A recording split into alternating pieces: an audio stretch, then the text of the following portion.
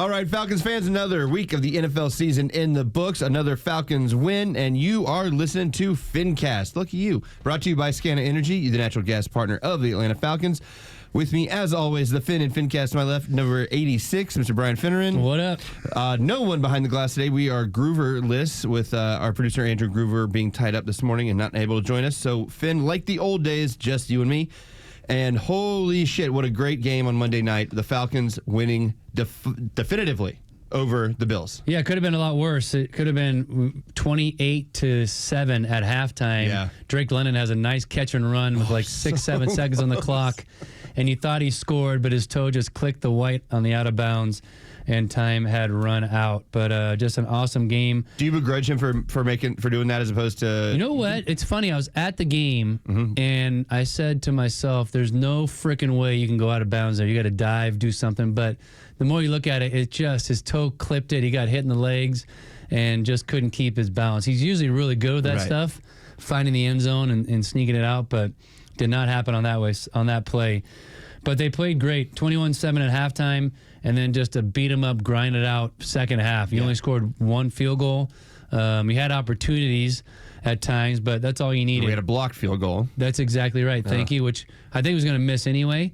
Really? Parker Romo, because if you look at it, the way it came off his foot, it was kind of sideways, and it was low, and it was left. So that ball should not get blocked from that distance. Well, like you, I was at the game. We actually ran into each other right before the your son, Colin. Jesus, I haven't seen him in so long. He's a foot taller than me now. It's crazy. I mean, he's really grown into his own. He's officially a Marine. Went through 13 weeks of boot camp. Just graduated recently, right? And now he is up at Camp Geiger in North Carolina, Jacksonville, North Carolina, going through combat training for the next month about. Well, they'll be out in the wilderness quite a bit, learning how to. I don't think I've seen him since he was shorter than me, so that was surreal to see. But yeah, we were both there, and I mean, just in terms of going to a game, it was such a great game to be at. It was so much back and forth. The Falcons were in control on some variety of level of control the whole game. So it's when your team is like that and you're at the game, that's what's fun, right? When you're one run ahead or one touchdown ahead, whatever your baseball game, football game. Even if it's marginal, right? It's just a little bit more fun when you're ahead. And go ahead. And it goes to 21-14 in the third quarter. Right. And at that point, you start getting that thing in your mind about being a Falcon fan and letting the one slip away. But you're able to drive down the field and kind of go up by 2 scores with just a little bit of time left was one of the better feelings that I've had in a long time. So 24-14, take care of a good football team in the Buffalo Bills, and now it's on to San Francisco. Yeah. So I think there's a lot we could probably spend a whole episode just talking about the Bills game. I think there was a lot to dissect there, and I have some criticisms too. But because it's such a positive thing, and we're a week on now, we're late getting this episode out this week, and sorry everybody. But let's just move on and talk about San Francisco and some other interesting stuff. First of all, before we talk about San Francisco, is it true that Joe Flacco flew Spirit Air when he got traded to the Bengals? That the Bengals flew him? Well, he did. Spirit Air. He had to go from. I think they played in Cincy last week, and he left from Cleveland. So I don't know who flies from Cleveland to Cincy. I'm not sure. There's a lot of airlines across the state, I guess. But it very easily could have been Spirit, but I don't know. I know he was on a plane. I'm just thinking about a Super Bowl winning QB1 is flying Spirit Air. So it happens. Anyway, all right, moving on. So, interesting game coming up for a couple reasons. Of course, as we talked about, the Falcons have flown to the West Coast. We are playing San Francisco at home, so it's a later start game. What, 4 o'clock, or is it an 8 o'clock game Sunday night? It's 8 o'clock. Sunday night football. So they're always at 8:20, I believe. Yep. So we've talked about the fact that the Falcons have not traditionally done a great job when they travel across the country, but I think that there are some notable injuries to San Francisco that might help the Falcons, and I think we saw against the Buccaneers that really hampered them. So we've got, as you just told me before the mics came on, Brock Purdy is actually not starting. So Mac Jones is going to start the game. And go ahead. As it looks today, I did an interview in San Francisco yesterday, and those guys felt like Mac Jones was going to get the start. Underdog Fantasy actually just came out and said it looks like Mac Jones is in line to start again this week because Brock Purdy's dealing with a toe injury. So it's a backup So if quarterback. you can find a bet the under on Brock Purdy, go ahead and place that bet, huh? Yes, absolutely, 100%. So Mac Jones has done, in coming in for 4 games, he's done a pretty good job, right? He has 67% completion percentage and 93.7 passer rating. 6 passing touchdowns, 3 interceptions, and 11 sacks. So 11 sacks in 4 games is a lot. So does that say more about him or their offensive line? Well, Tampa lit him up in the most recent week with a 6 sacks, so most of it was in that one game. But that's what you can do. That's what you need to do to get after these quarterbacks, especially backups. Make them nervous, get them moving their feet a little bit, and make it hurt. They had to throw the ball. He's throwing the ball way too many times. He's throwing the ball 39 times, 41 times, 49 times, and 39 times, and he's 3-1. So, but when you do that, you're going to get sacked quite a bit. Right. So Falcons' pass defense is the best in the league. Yep. And I think that'll stay the same. He can play. Shanahan's going to dial some stuff up. Mac Jones has been there before and played a lot of football, so he knows what to do and how to get in there. But you just got to make him turn it over and see if he can't make it happen. So with the Falcons have the best pass rushing defense in the league, so that is going to afford us a lot of opportunity. Now, of course, we are not going to have Jalen Walker most likely, so that is going to affect our pass rush. But here's what's interesting about the 49ers offense. Well, first of all, Ricky Pearsall's still out, but Christian McCaffrey is their RB1 and wide receiver number 1. He is their leading receiver and rusher. What does that do to a team? What does that do to a player like Christian McCaffrey? I think you want to get the ball in that guy's hands. George Kittle's been out with injuries. Like you said, Pearsall's banged up. So they're having some issues at the wide receiver position. And when you do that and you have a guy like Christian McCaffrey that can play football the way he can and he's fully healthy, you got to feed him. You got to give him the ball 25 times a game. And if that's 15 rushes and 10 catches, it is what it is. Yeah. It's like us and Bijan Robinson right now. Yeah. Very similar. You got to feed whoever's hot. And Christian's been that guy for a long time. Yeah, they are very similar players in that way. That's definitely true. But the one thing you mentioned, Kittle, he's supposed to come back. So that's a big boon for their offense. So no doubt. What do you think that then does for the Falcons' defensive scheme? Listen, the Falcons' defense has been great. And you plan on going against these guys anyway. And George Kittle is good in the run game, but also can run routes and hurt you in the pass game as well. So nothing changes a lot. The number one focus and the number one game wrecker for San Fran's offense is Christian McCaffrey. He's the guy you have to focus on. George Kittle also, have Divine Diablo, Caden Ellis. You'll have Xavier Watts. They'll come down and cover him man-to-man and play some zone against him. So, and we are still going to be missing Billy Bowman. Is that correct? I believe so. We'll have to keep an update on practice and who's in and who's out, but it looks like he may be out as well. All right, now moving over to the Falcons' offense of things. So, like we talked about, Jalen Walker likely out with the groin. What's the Jake Matthews status? Because he came out last game, and that's, say what you want about him, but he has been a stalwart of our offensive line. 183 consecutive starts in Ironman. Chris Lindstrom was asked about it this week, about Jake Matthews not being out there. And he said, I'm not putting it by him at all. Let's just wait and see what happens, because next thing you know, Sunday night, he could be taped up and ready to go. Right. So it depends if it's a high ankle sprain, don't expect Jake Matthews to be out there. If it's kind of a low ankle sprain with a lot of swelling and black and blue, you can get some treatment on it this week. We'll see if today's Friday. We'll see if he has a limited practice time at all, any reps at all, and that'll tell you a lot. If he doesn't practice today, I would not expect him to be in the game. Well, and I'm going to come back to injury list thing real quick, but real quick, the 49ers linebacker Fred Warner, who's having a career year, and it was in talks about it being defensive player of the year. He's out. So what do you think, if anything, that specifically changes for the Falcons offense? Because he's a linebacker, right? So it's not. He's a downhill linebacker. Mm-hmm. He's really smart. He's an all-pro. He's arguably, I guess you should say, a Hall of Famer when he's done playing. He's that good of a football player. They have a 7th-round draft pick, Tatum Bethune, who is coming in his spot, and that's a rookie. And a 7th rounder. Yeah, with Chris Lindstrom and Matthew Bergeron coming downhill at you. Yeah, it's going to be a long day for the Bethune kid. So we'll get after them a little bit in that regard. it'll hurt them defensively. They already lost Nick Bosa to the ACL injury earlier in the season. So they're beat up. So good for us. Take advantage of it and make it hurt even more. Overall, defensively, they are the 18th ranked passing and 14th rushing. So that means we are just set to have a good day offensively. Oh, you hope so. You certainly hope so. We've had some good game plans against Washington and Buffalo, and we just got to see if you can keep that momentum going in San Francisco. What did you think of Kyle Pitts having such a quiet night the other night? I think he had a drop or two, if I remember correctly, but he only had, I think, 18 yards. So that's the least of his season by far. And what do you think? 3 catches, 18 yards. When your running back goes for 170 and another 60 receiving, and your number one wide receiver goes 10 for 150, there's not a lot of love to go around. So it's okay. It's okay. He's doing a nice job in pass game. I guess I meant more not against him. What did you think of him not being featured more? It's okay. Okay. You can only feature so many guys in a football game. Second half got a little bit weighed down, and you got stopped a few times and punted more than you would like to.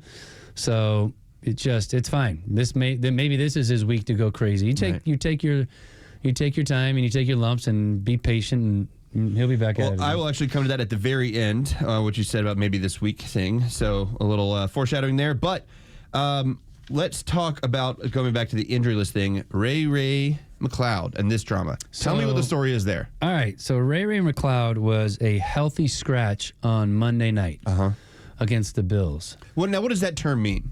That means that he was fine. He wasn't hurt, and they didn't play him. Right. So that almost exclusively means something like either disciplinary problem, other stuff going on, and this and that. So we'll see what has to happen with that moving forward. So we're getting distracted. Yeah, I know. So Ray there's about 15 or 20 minutes the media can be out at practice, and everybody, when practice starts, you need to be out there, or you're going to be fined for being late. So when that practice took place, everybody's on the field except Ray McCloud. So that happened yesterday, the day before. Yesterday, I believe, on Thursday's practice. So there's no telling. The rumor has it that when Ike Hilliard, the wide receiver coach, got fired, Ray McCloud didn't like it and voiced his displeasure with it, and then got into it with Raheem. I don't know if any of this is true or not. This is just what I read. That's the scuttle. Yeah. That's right. This is the gas station talk, as we talked about today in the locker room. Right. So we'll see. It doesn't sound good. If he's a malcontent, whatever you want to call it, we don't need him in this locker room being a problem. Right. So either join the team, jump on board, or get the hell out of here. It's the energy bus all over again, and we don't need that negative energy on our bus. We're trying to move forward. With such a steamroll of positivity going right now. Right. So what is he on the injury list right now? Is he questionable, or is he a healthy scratch again? Do we know if he's playing? Not injury related / other. So he is on the list as not injury related, but did not participate. There's full participation, limited participation, did not participate. Under did not participate, Jalen Walker, groin. Clark Phillips, triceps illness. Billy Bowman Jr., hammy. Ray McCloud, not injury related, other. Jake Matthews, ankle. So it's a weird situation going on. That is weird. So what do you think then is the outcome? What happens? So do you have a personal example of something like this that ever happened? No, I don't know. To you, but I mean, even when you're playing, like what happens? Like, does that happen often and you just get over it? And so that means this is much more of a dire situation that they actually are punishing him, or what? I mean, because I have to imagine that there's a lot of differences of opinions in the locker room. Yeah, I don't know. I don't even know we should dive too deep into it yet, because we still don't have a full story about what's going on. Fair enough. If in fact if he's causing problems and you try to trade him or just cut him, and I don't know. I think he's supposed to make $2.5 million this year, so it's not like saving us a bunch. Yeah. All right. Well, let me get to first of all, is there anything else that you're talking? Because I think this is a really interesting game. I think it's suddenly very winnable. I mean, I don't know that I prefer necessarily Mac Jones over Brock Purdy, because I think Mac Jones seems to have had a good year so far. Mm-hmm. Three wins, 1 loss, and that 1 loss was against a very, very good Tampa Bay. Team, yeah. And he's, numbers wise, at least, not that I've sat there and watched all of his games or anything, but he's looked good. So I don't know that that's that much of a boon for us. I mean, obviously the lack of depth at wide receiver for them is now Fred Warner, excuse me. Mm-hmm. there's a lot here that can make this more winnable for the Falcons with of course, the traveling playing against them. What do you think is the biggest thing to look for us? No, I like what we're doing offensively. There's only been a couple times Michael Penix has kind of gotten away from just playing football, and he's like predetermined where he's going with the ball. Yeah. I saw it in Carolina on a pick six. He had a situation last week where he tried to hit Carlos Washington. Casey Washington. Thank you, Casey Washington, and kind of forced it in there and didn't wait for Drake to come open behind him. So a couple times that has happened. Other than that, he's playing great. He's got control of the huddle and the offensive line. We've gotten to the line of scrimmage much quicker the last couple of weeks, which has really paid dividends. Zach Robinson on the sideline has been solid. So those are a bunch of things that just jump out at me as far as what's going on. And then to take it to San Fran. So Jeff Ulbrich was in San Francisco coaching for a while. So Shanahan maybe have some familiarity with him, maybe not, but I think it's going to be a great chess match between Kyle Shanahan and Jeff Ulbrich, our DC against their OC and head coach. And I like our chances. The way our guys are playing, a backup quarterback, guys injured. I like what we're looking like. I do too. So to that, then let's finish with this. Fantasy, more or less, all right? Because not over under, right? It has to be more or less. So Bijan Robinson rushing 78.5 yards. I mean, I got to believe he's got to go higher or more, whatever you want to say, higher than 78.5 yards. I think so too. I mean it's just the way he's trending. And with their rushing defense not being, middle of the road. Fred Warner out, Nick Bosa out. You got some backups at every position, so yeah. Receiving Bijan, 38.5. I mean, what in the world? That's a tough number, isn't it? I mean, he can just break one for 25. Next thing you know, he's in check down. Okay, well, I don't want to keep feeding him, but yeah, I'm going higher. Drake London, 74.5 receiving. Jesus. Everything feels higher, but that's ridiculous to keep saying that. Do they try to take Drake out and let somebody else eat? I'll go lower on Drake. Yeah, I was kind of turning that way too. It does feel like you want to say higher because of maybe just because he has 6 for 70 and still has a good game. Yeah. Michael Penix passing 224.5 yards. I'll take the under. I'll take just lower than that. Just hopefully the run game gets going and we can start feeding Bijan. And we haven't even talked about Tyler Allgeier. Oh my gosh! And his running touchdown he had against the Bills. That was such a great touchdown. He eyeballed up that safety and smashed him at the goal line. It was hilarious. I actually I realized half at the end of that quarter I looked on my phone and a text that I meant to send to you didn't send. I typed it out and not hit send, and what I meant to text you was, I'm just going to say it, people named Tyler are awesome. That's ridiculous. One of us is better at football, but that was an incredible run by Tyler Allgeier for sure. And so we had Bijan touchdown, Tyler Allgeier touchdown, and Drake London touchdown, right? There you go. And that was 3, and a field goal. Yeah. So last number, Kyle Pitts, 39.5 receiving. I'm going over. I think to your point, last week was very quiet. Maybe some play action stuff this week against Kyle Shanahan and that defense. And Kyle Pitts, he looks like he loves football again, and I enjoy watching him out there. So I hope he goes Sunday Night Football, prime time. Get him. What was the number? 39.5. Yeah. 39.5 for his. I think his season, not excluding the 18. I think his season low is 37 and his high is 70 or something like that. So I like the over too. All right, well that's that. So Finn, any last thoughts? What do you think? And I'd love to see this momentum continue. Find a way to win. I didn't have us winning last week. I think I had a close loss or something, but that was awesome to see. I think this team's feeling something about themselves. And I think they keep the momentum going. Another primetime game with everybody gets a chance to see what the Falcons are truly made of this year. So I'm excited. I like their chances to win. I agree. The thing about the win on Monday night wasn't just that they won. It did feel like there was swagger, like there was some real positive emotion, like a ball rolling downhill kind of thing. And after the win over the Commanders, just keep the ball rolling, right? I don't think as Falcons fans are used to a consistency of positivity. As soon as we get up, we get knocked down, and this has been really nice. So, and especially, we're only 2 games removed now from the disaster in Carolina. Right. Like that's to have it be so different, totally different, and that is hard to come by. So I'm really excited for this game, and it's going to be a good weekend of football. We've got Georgia Tech and Duke at noon tomorrow, and then Georgia Ole Miss at 3:30, and then of course Sunday night. So we got a good weekend of football coming up. Bunch of good football. Should be a lot of fun. I'm looking forward to it. All right, Falcons fans, thank you for tuning in to FinCast. We will see you next week. Go Dirty Birds. Rise up.